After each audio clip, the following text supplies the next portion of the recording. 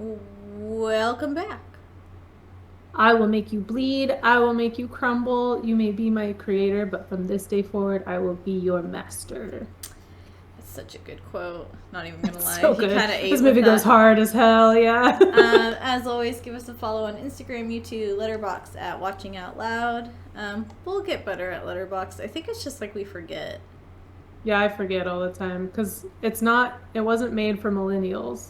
No.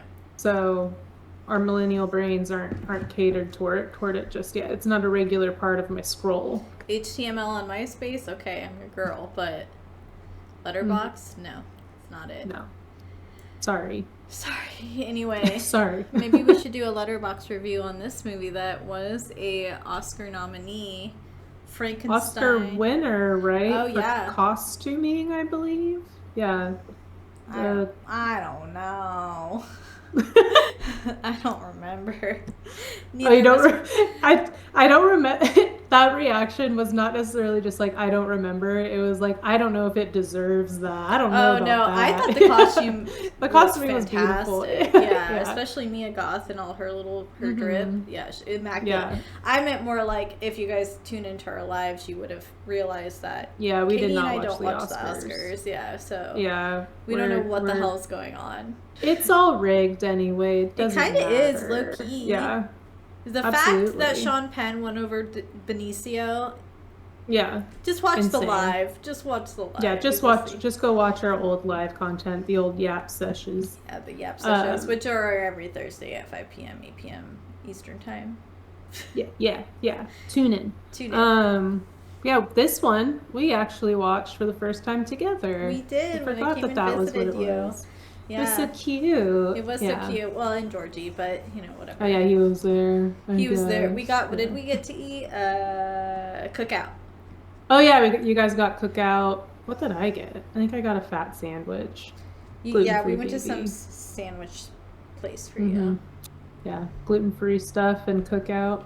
It was a good night. It was a good night, and I thought Guillermo del Toro's Frankenstein 2025 was fantastic. What were your thoughts watching it? Yeah, I really loved it too. It's another long one. We have done so many long movies to start this fucking we really have. season. Yeah, we really we're exhausted. They're like, how many times do we need to hear Kelly bitch about how much she doesn't like horror movies? Apparently every episode.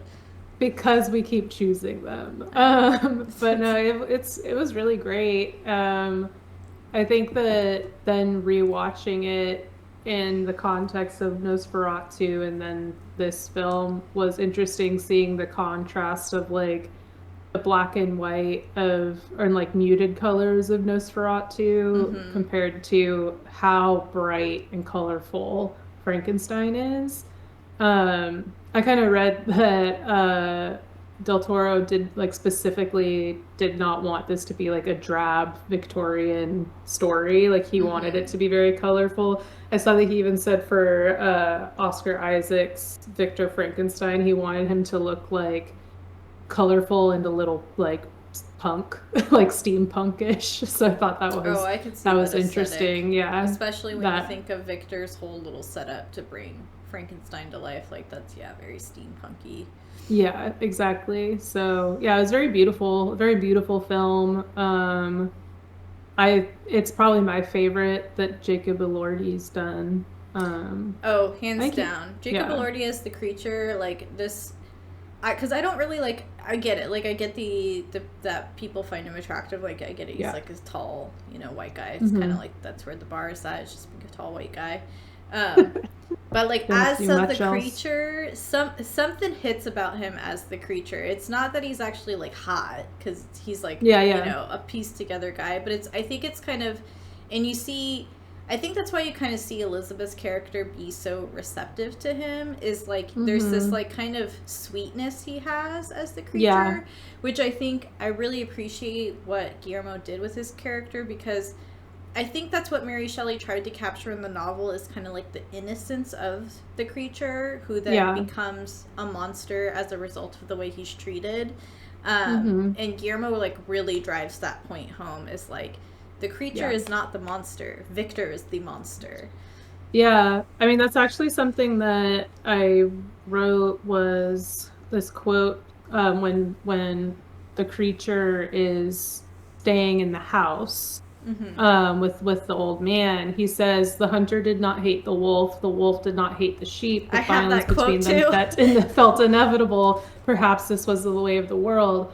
But then for the creature, the first time we see him get violent is when the wolves are attacking the old man and then he's attacked. So it's literally like it's like violence begets his violence. It's only when violence is done to him or someone that he loves that he becomes violent. And then when he does become violent, it's like fucking terrifying. But yeah, well, just because he's also a giant, strong man. Yeah. Yeah. Yeah. So we have Jacob Elordi as the creature, Mia Goth as both Victor's mother and Lady Elizabeth Harland, Oscar Isaac as Victor Frankenstein, Christopher Waltz as Henrik Harlander, and then Felix Kammerer as William Frankenstein, Victor's younger brother. Just like for a really quick cast lineup.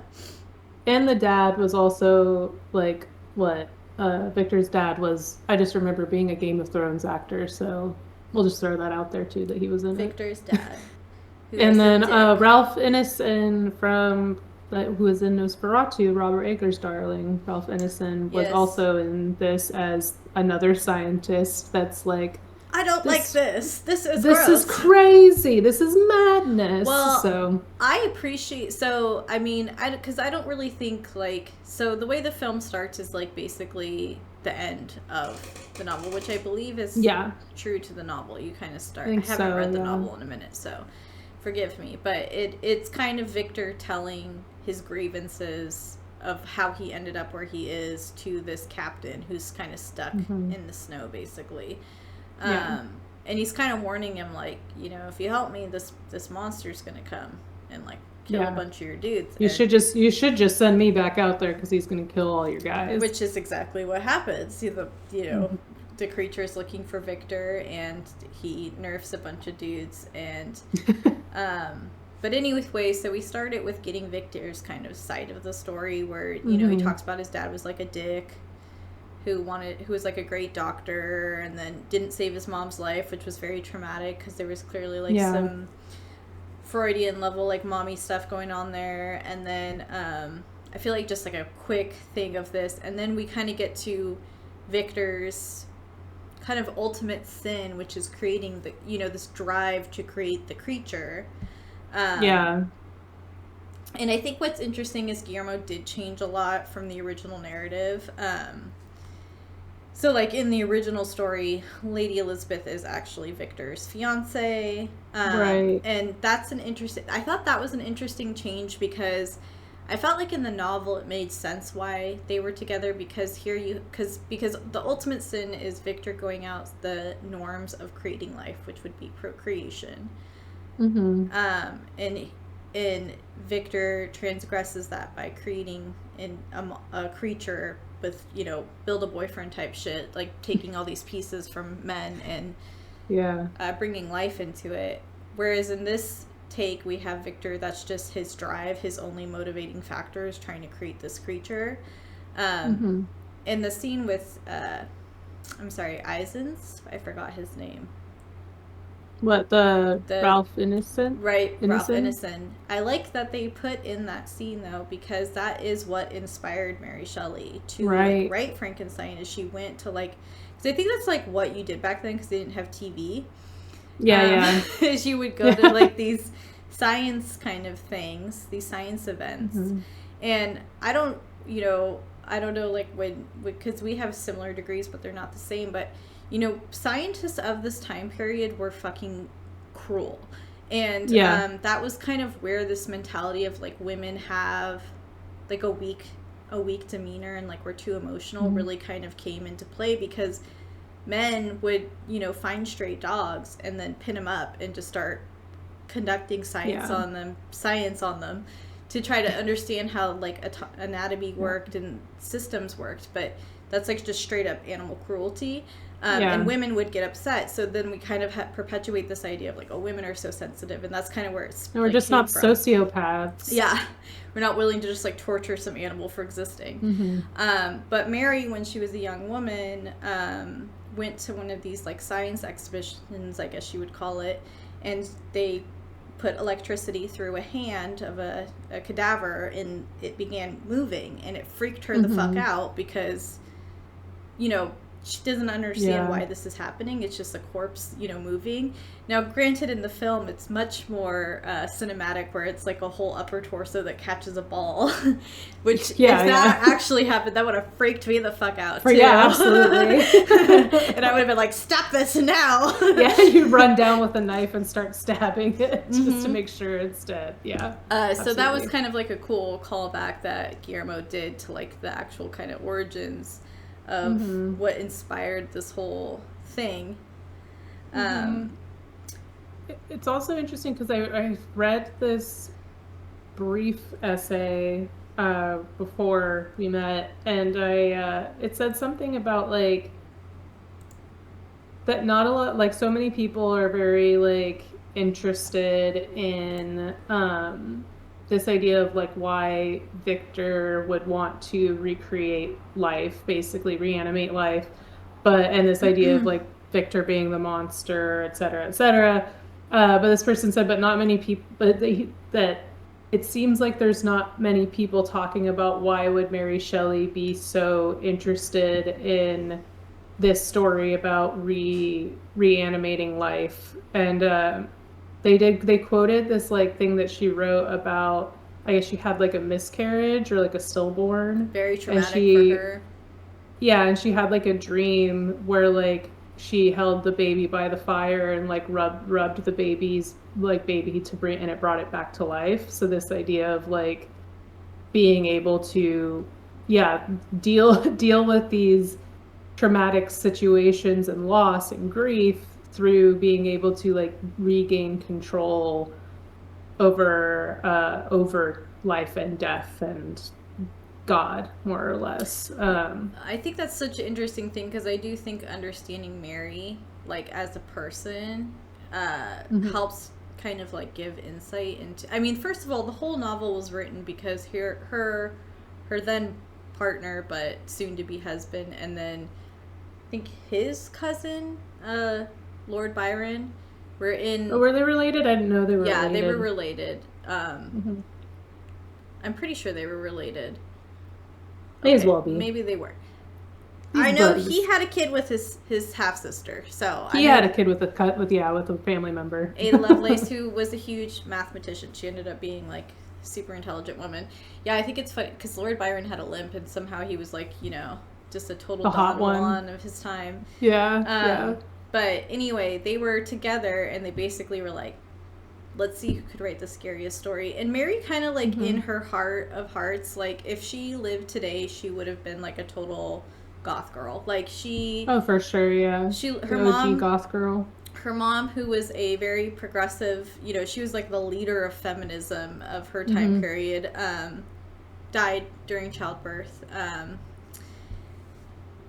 giving birth to Mary, which she was named after her mom, which is kind of iconic. So her mom was Mary Wollstonecraft. She's Mary Shelley, and then her partner, Percy B. Shelley, was a romantic.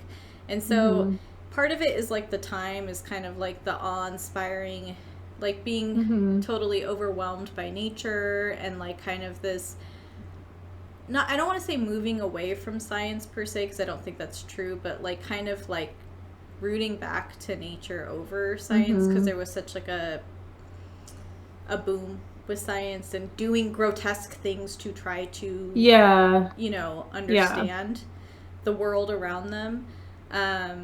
And Byron was also a poet, so it's kind of like all these artsy kids hanging out together, and they're also Mary's father was Godwin, who was like the founder of Romanticism technically too. So they all should feel fucking lucky that she was hanging out with them. Honestly, because she was the dopest of the crew, no question. Yeah. And I mean, like Mary, to say Mary was a true goth girl is like kind of like an understatement. Like she's the mother of goth, because I mean, She lost her virginity at her mom's grave. Like, that's crazy. Mm-hmm. Hardcore. When her husband passed, she kept his heart.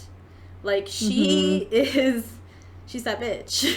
Yeah, she's the blueprint.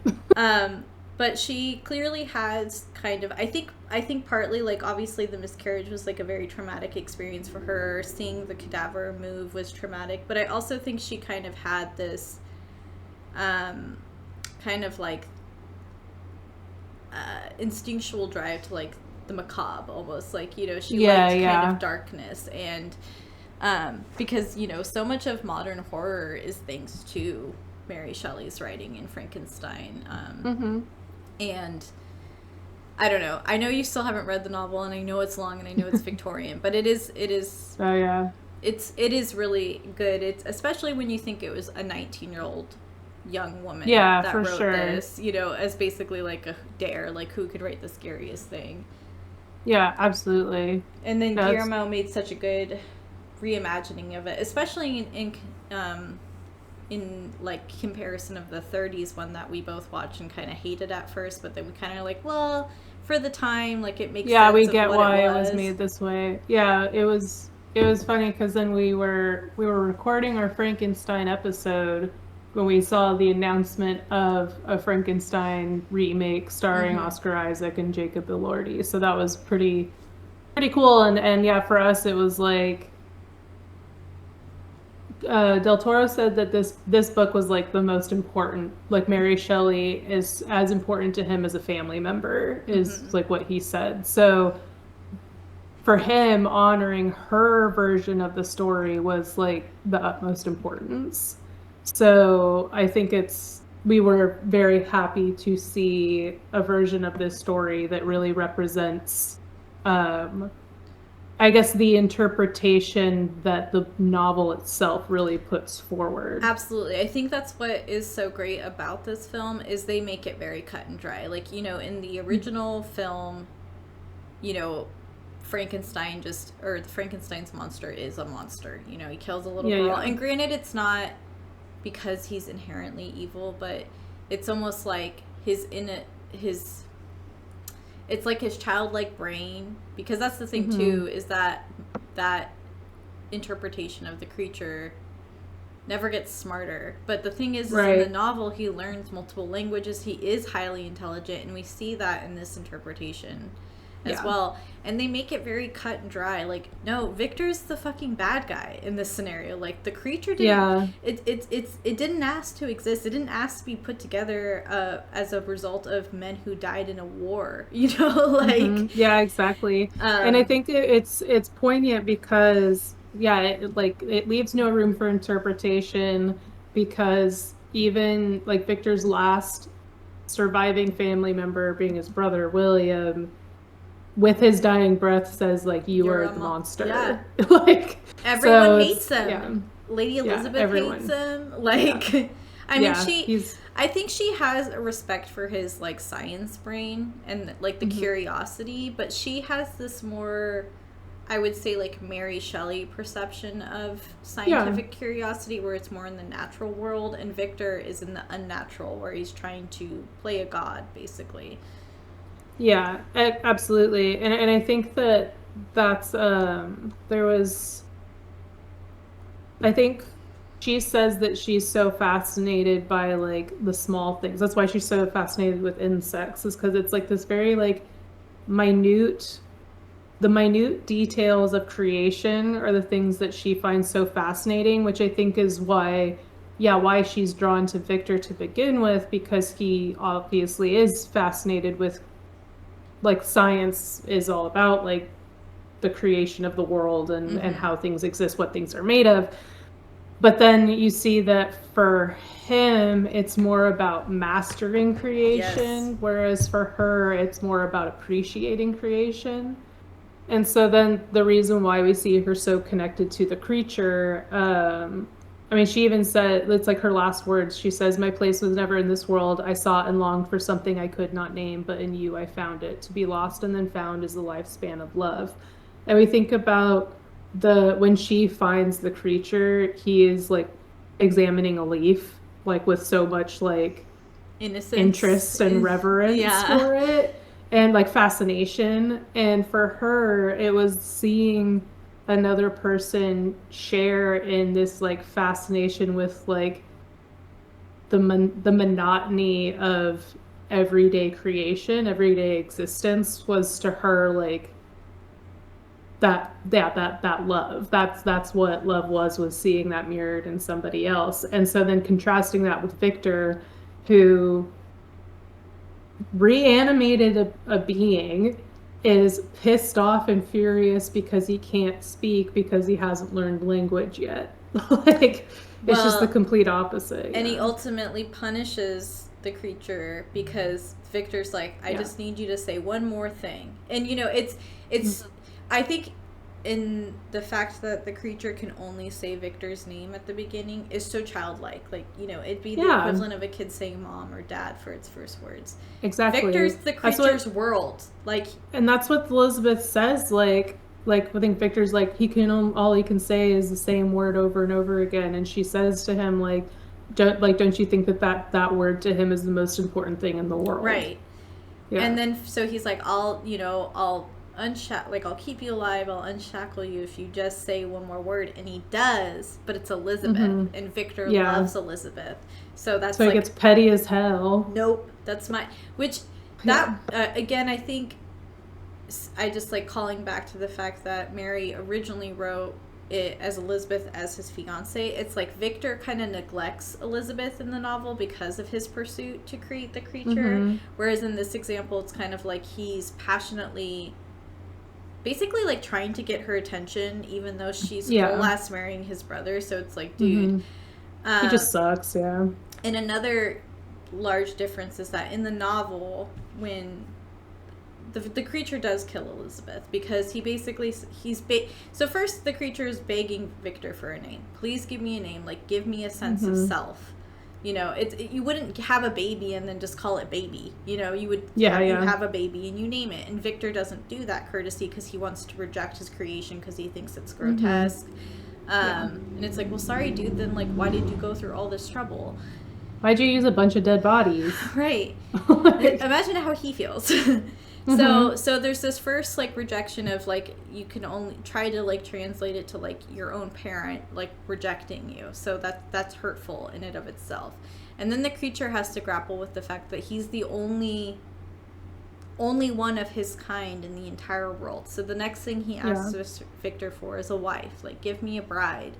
Give me someone else like me so that I'm not alone in this world, because humanity's rejecting me. They will just see me as a monster. And in the novel, Victor starts to make it and then destroys her because he's like, I'm not going to create another monster. So then the monster in turn is like, okay, if you're going to make me miserable and alone, then I'm going to make you miserable alone, and then ultimately kills Elizabeth. Whereas in this narrative, Guillermo switches it where it's Victor that ultimately kills Elizabeth. Kind of further, like, I think trying to further drive the point that, like, Victor's actions are ultimately what kills Elizabeth, not the monster or the creature, or however you want to refer to him. I'm so used to him being referred to as the monster in the novel, so it's hard for me to switch to creature. But I think creature is more humanist. Like, it's kinder. Because there's the creator and there's the creature. Like, the creature was created. Yeah, no, I totally agree. Like, this, I think it's almost like correcting the original film and being, because Victor was not the monster at all in the original film. And he was able to get married. And he got married, like, and stuff. And so I think that for that has been the narrative for so long. Is, I mean, I think it's more commonly known that, you know, there's Frankenstein and Frankenstein's monster, but Frankenstein is the real monster. But then again, most people still think that Frankenstein is the actual monster, the name of the monster and everything. But I think for Del Toro, he's like, we're not going to have any ambiguity here. Like, everything bad that happens is because of Victor and is a consequence of his actions and choices that he made. Um, I think that I'm curious what you think about the end when Victor basically asks the creature for forgiveness and is like Granted it. more, yeah, and like I felt like that was kind of like too easy at If the I'm end. giving my honest opinion, I hate that is the only part of this film I actually disliked. Is I disliked Yeah. that Victor's basically like, because what happens is then the creature comes in, you know, Victor tells his whole plot, and then the creature comes in, he's like, oh, is that what he said? Well, let me tell you my side of the story, Yeah. mama. And then he tells his grievances, and then at the end, Yeah. Victor's like, oh, it's just dawned on me that I've been a huge piece of shit this Yeah, whole time. yeah. And Yeah. and then asks the creature's forgiveness. I think that I didn't personally like it, because I don't think Victor should have got off that easily, because, you know, all he did was create a life of suffering. You know, he created a life, and then he can't die, which fucking sucks. Mm-hmm. Everyone that interacts with him, unless they're like blind or Elizabeth, are terrified of him and shoot at him, basically. And then both the people that did care about him, and he has to experience death and living again over and over again, because he dies and then Yeah. comes back to life. Yeah. So he's kind of like forced to live this life of like suffering, Mm-hmm. and there's nothing he can do about it. And then Victor gets to die, so he gets to move on, basically, and die with his forgiveness. I guess you could argue it's like, because the first book that the creature reads is the Bible, and so I guess you could argue from like a Christianity perspective that would be like the way you're supposed to handle something like that is like ultimately forgiveness. Yeah. But I'm not Christian, so I don't care. I think it's stupid. And not just that though, but I think that it's also like it's too easy for Victor. Yeah, it's too easy that Victor is now suddenly asking for forgiveness, and the creature's like, yeah, Father. Like, I think that it wasn't fleshed out enough for it to make sense that Victor had asked for forgiveness and the creature forgave him. I guess if you look at it though, like a father-child perspective, I think that's not that far off, because I do feel like children tend to be very forgiving of their parents' shortcomings, because like you don't have a choice in who your parents are. It's like different than like a partner or a friend hurting you. It's like, those people are kind of chosen, whereas like a parent is, you know, you have no choice in that figure. I guess then maybe I agree with you. Sorry, I was just gonna say I agree with you that it's not fleshed out though, especially when we think about when, in context of when the creature asks Victor to make him a bride so that he's not lonely, and then he's like, I'm not making another icky, gross monster. That's gross. And then he literally says, like, if you will not award me love, then I will indulge in rage, and mine is infinite. So it's like there is so much anger in the creature and hurt. It's like it's all stemming out of pain, so it's like you can't... I don't blame him for it, but it's like for him to just be like, oh, thank you for just... Like, the least Victor could have done is like, I'm sorry, like, I never gave you a name. Like, here's your name. Like, just, like, give him something so that it makes sense why the monster ultimately, or the creature is ultimately, like, forgiving him. I don't know, like, give him something. And I think also I guess it is because through hearing the creature's perspective and experience that Victor had never heard before, that's when Victor's like, oh shit, like you are actually like a real person, all this sort of stuff, blah, blah, blah. And therefore now I'm asking for forgiveness.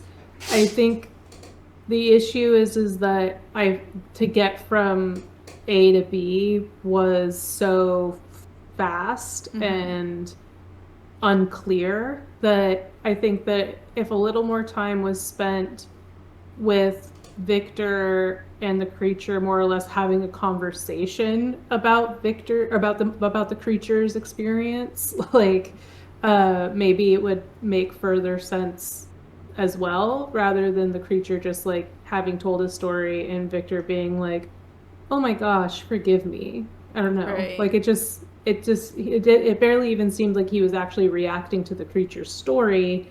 He was just now suddenly, oh, I'm about to die, absolve me of all of this so I can die in peace, kind of thing. Yeah, I mean, it definitely feels like a situation of like, death's coming, so you're trying to be absolved of your sins. And yeah, it just felt weird that suddenly he felt remorse, like, and felt like taking responsibility. Yeah, I mean, I do think that's the weakest part of the movie.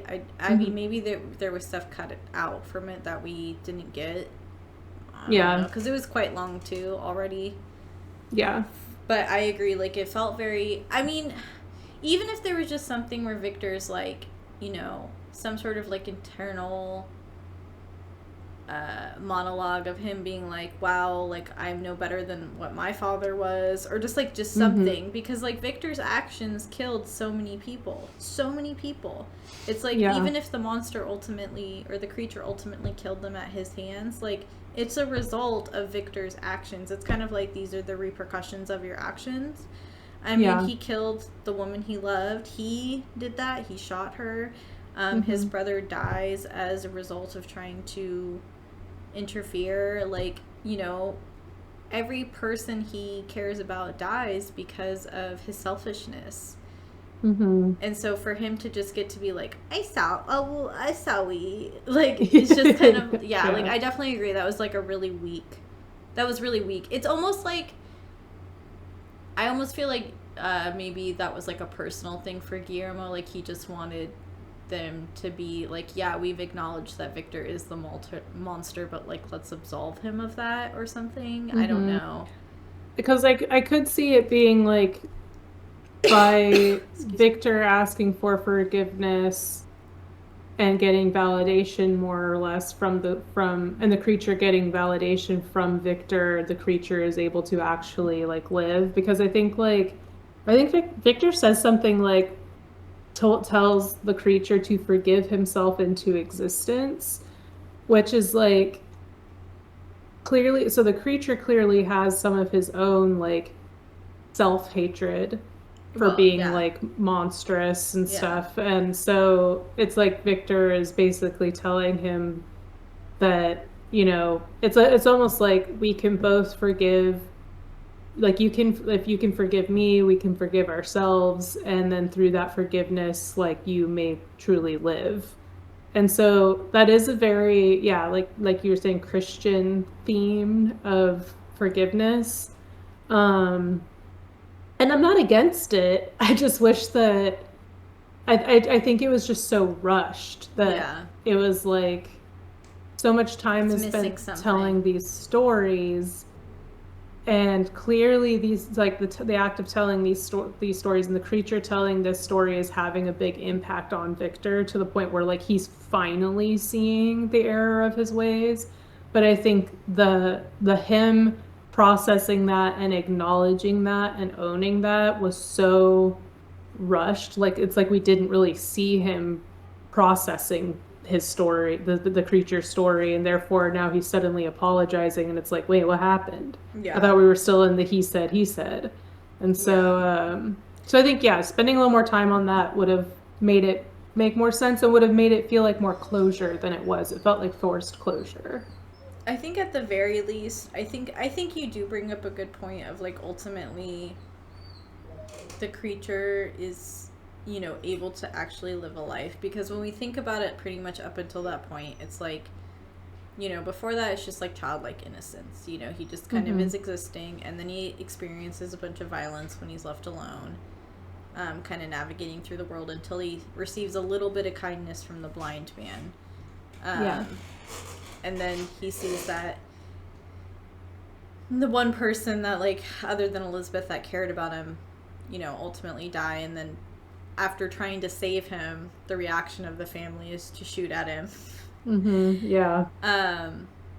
And so it's like, it's interesting because the immediate act of kindness he experiences before that is with a deer in the woods. So it's like, kind of having that, I think that's kind of supposed to be speaking more to like his ability to connect with nature better than humanity, because humanity will ultimately reject him. And also, I think speaking just about like his true nature and like nature, like people's nature versus like a being's nature, Mm-hmm. unsullied by society, Mm-hmm. is pure and able to interact with each other without like these like prejudices and reactions that are kind of formulated based more in that living in society and standards being set on how people should look, how people should act, etc.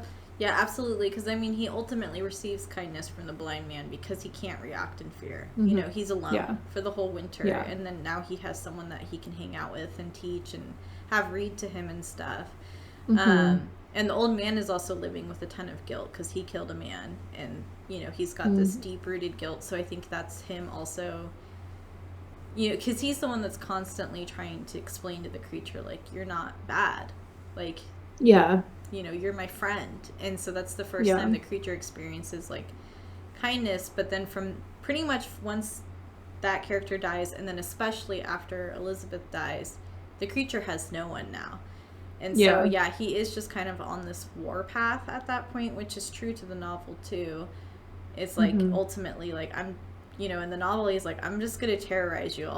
You go to Antarctica, I'm going to Antarctica. Like, bro, you will not know peace as long as you're alive.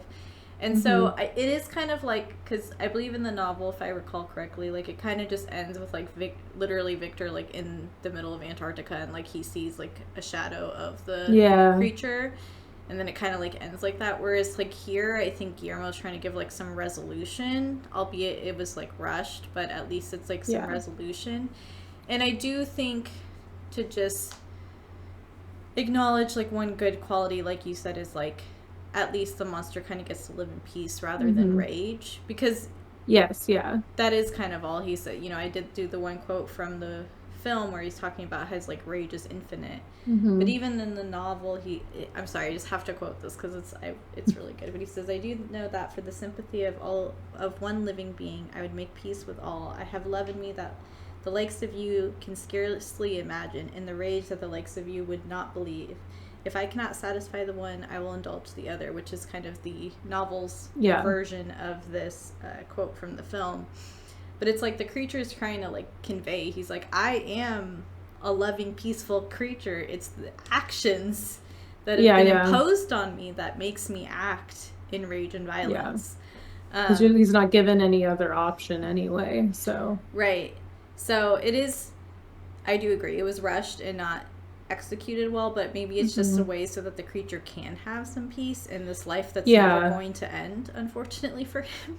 That literally sounds like hell. I totally think so. Yeah, that what Del Toro wanted to do was give the creature that he so clearly loves, this character, like Del Toro does, like wanted to give the creature a happy ending. Like that's what he wanted for him, which I think is this is a beautiful way to take a source material, especially one that is so huge and iconic, and reinterpret it and retell it in a way that I think is so respectful. It's something that like we've kind of talked about in the lives with Emerald Fennel's Wuthering Heights.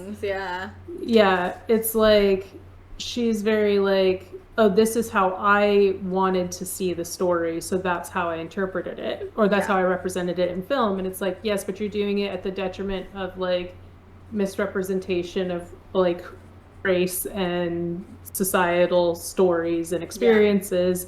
Whereas for this, he's like, for him, he's probably, all the times that he's read this novel, he's probably like, God, I just want the creature to have a happy ending. Right. So he's like, I'm going to make him a happy ending. So I think that is like, it's so beautiful. Like, I do think that the ending itself is very beautiful.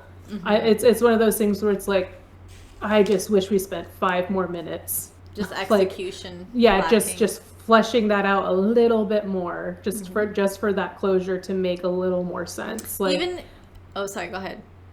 Oh no, you're good. Go ahead. I was just gonna say, like, even if the creature just said, like, I forgive your monstrous ways or something, like, just, like, something to kind of just, like, because I just really don't think Victor just being like, oh, I am the bad guy, because you're right, everyone does call him a monster, like, his brother calls him a monster, Elizabeth calls him a monster, like, everyone's telling him a monster, but he's like, he never actually goes, like, you're right, I am the bad guy. He just kind of goes, I'm sorry. Yeah, I do know that he does, like, the monster does say, Victor, I forgive you, rest now, Father, perhaps now we can both be human. So that is his acknowledgement that, like, it is that is a little bit of, like, a fuck you at the end, that of, like, the only way that Victor himself can be human and not a monster is if he's dead. So kind of going back a little bit on my own stuff of, like, that is kind of hard to be like, that is still a little bit of a fuck you, but I still feel like that's ultimately the monster, like, or like, I'm sorry, the creature saying that rather than the real monster being like, maybe, I don't know, like, maybe that would have been a little more poignant if it was Victor calling him. I just feel like Victor needed to call himself, like, the actual villain. That's what I would have liked. I think he said something like that. Hold on, let's look up Victor's last words, because I, of course, wrote down some of it. He said, forgive me, my son, and if you have it in your heart, forgive yourself into existence. If death is not to be, then consider this, my son. When you are alive, what recourse do you have but to live? But I do think before that he did say stuff like, I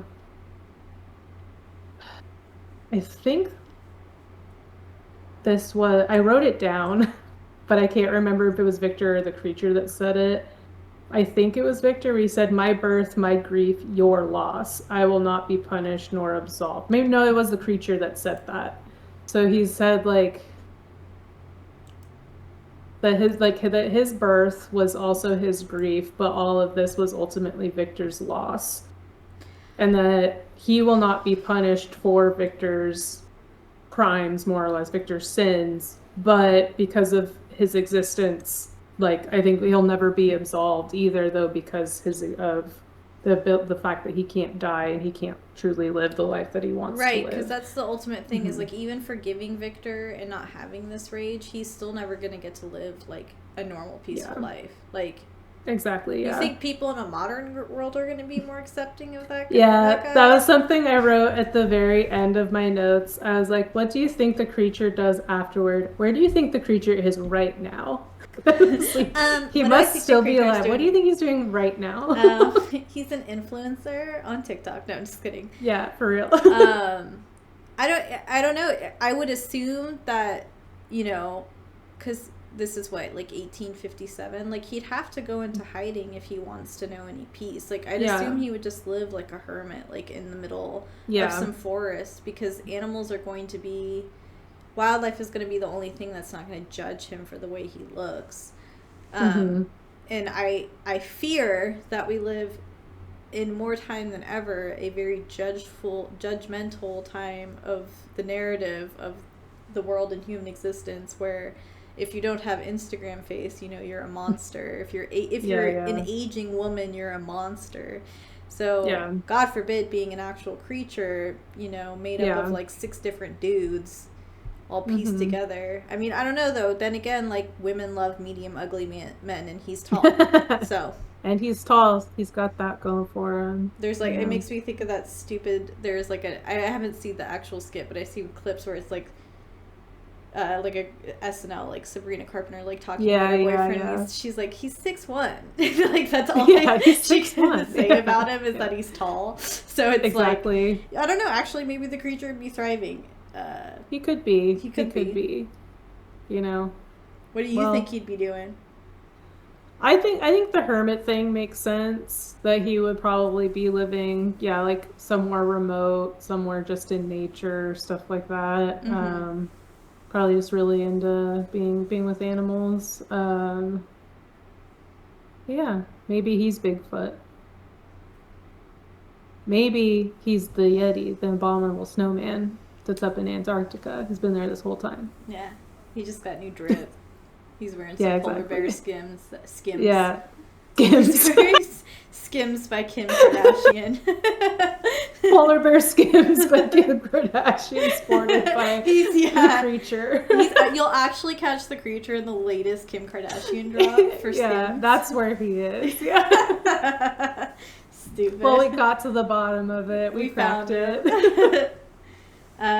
Well, do you have anything else to say about the Monsterfucker series? Because this is the end of it. I don't think so. Yeah, we were gonna do the new Dracula, but it cost too much to rent, and it looks like it didn't do well. So yeah. And these two movies were so fucking good. Yeah. So it's like, why end on a low note?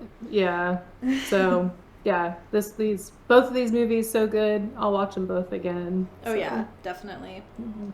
Yep. Well, until then, watch out. Wrong answer, fuck bag. Bye. Bye.